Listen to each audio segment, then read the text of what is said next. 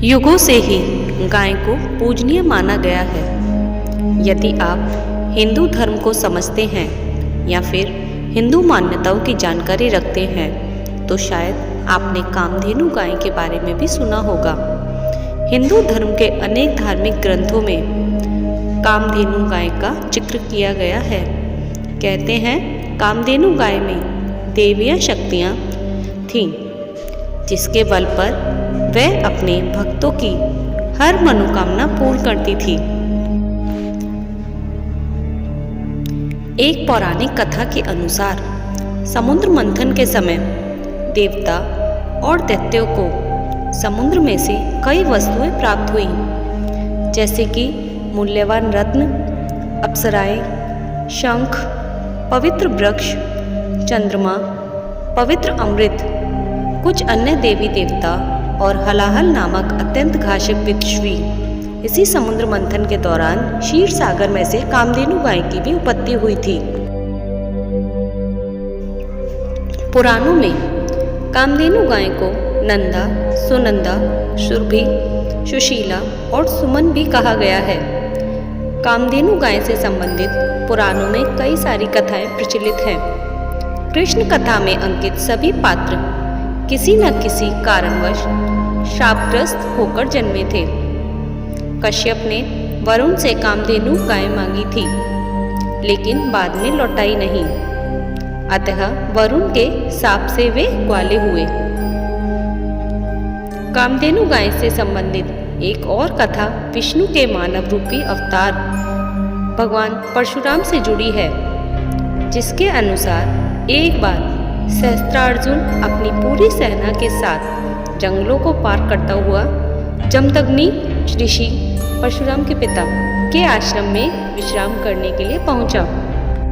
महर्षि ने राजा को अपने आश्रम का मेहमान समझकर स्वागत सत्कार किया और उन्हें आसरा दिया। उन्होंने सहस्त्रार्जुन की सेवा में किसी भी प्रकार की कोई कसर नहीं छोड़ी। यह तब की बात है जब ऋषि जमदग्नि के पास देवराज इंद्र से प्राप्त दिव्य गुणों वाली कामधेनु नामक अद्भुत गाय थी। राजा नहीं जानते थे कि यह गाय कोई साधारण पशु नहीं, वरन देवीय गुणों वाली कामधेनु गाय है। लेकिन कुछ समय के पश्चात जब राजा ने गाय के चमत्कार देखे तो वह दंग रह गए। महर्षि का आश्रम काफी साधारण था, न अधिक सुविधाएं थी और न ही काम में हाथ बटाने लायक कोई सेवक। लेकिन महर्षि ने कामधेनु की मदद से कुछ ही पलों में, देखते ही देखते, राजा और उनकी पूरी सेना के लिए भोजन का प्रबंध कर दिया। कामधेनु के ऐसे विलक्षण गुणों को देखकर सहस्त्रार्जुन को ऋषि के आगे अपना राजसी सुख कम लगने लगा।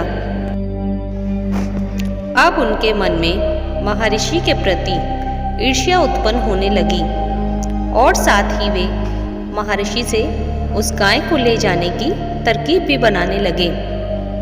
लेकिन सबसे पहले राजा ने सीधे ही ऋषि जमदग्नि से कामधेनु को मांगा, किंतु जब ऋषि जमदग्नि ने कामधेनु को आश्रम के प्रबंधन और जीवन के भरण पोषण का एकमात्र जरिया बताकर उसे देने से इनकार कर दिया तो राजा ने बुराई का मार्ग चुनना ही सही समझा।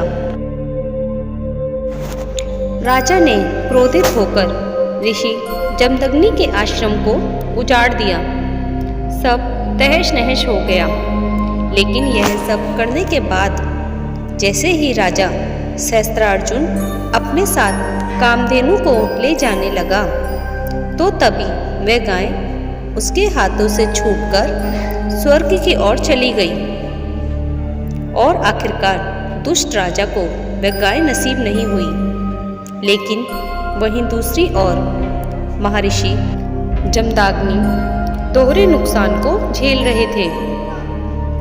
एक और वे अपनी कामधेनु गाय को खो चुके थे और दूसरी ओर आश्रम भी न रहा। कुछ समय के पश्चात महर्षि के पुत्र भगवान परशुराम आश्रम लौटे और जब उन्होंने यह दृश्य देखा तो हैरान रह गए। इस हालत का कारण पूछने पर उनकी माता रेणुका ने उन्हें सारी बातें विस्तारपूर्वक बताई। परशुराम माता पिता के अपमान और आश्रम को तहस नहस देखकर आवेश में आ गए। पराक्रमी परशुराम ने उसी वक्त दुराचारी सहस्त्रार्जुन और उसकी सेना का नाश करने का संकल्प लिया। परशुराम अपने परशु अस्त्र को साथ लेकर सहस्त्रार्जुन के नगर महिष्मतिपुरी पहुँचे। यहाँ पहुँचने पर राजा सहस्त्रार्जुन और उनके बीच भीषण युद्ध हुआ, किंतु परशुराम के प्रचंड बल के आगे सहस्त्रार्जुन बौना साबित हुआ। भगवान परशुराम ने दुष्ट सहस्त्रार्जुन की हजारों भुजाएं और धड़ परशु से काटकर उसका वध कर दिया। सहस्त्रार्जुन के वध के बाद जैसे ही परशुराम अपने पिता के पास वापस आश्रम पहुँचे तो उनके पिता ने उन्हें आदेश दिया कि वे इस वध का प्रायश्चित करने के लिए तीर्थ यात्रा पर जाएं। तभी उनके ऊपर से राजा की हत्या का पाप खत्म होगा।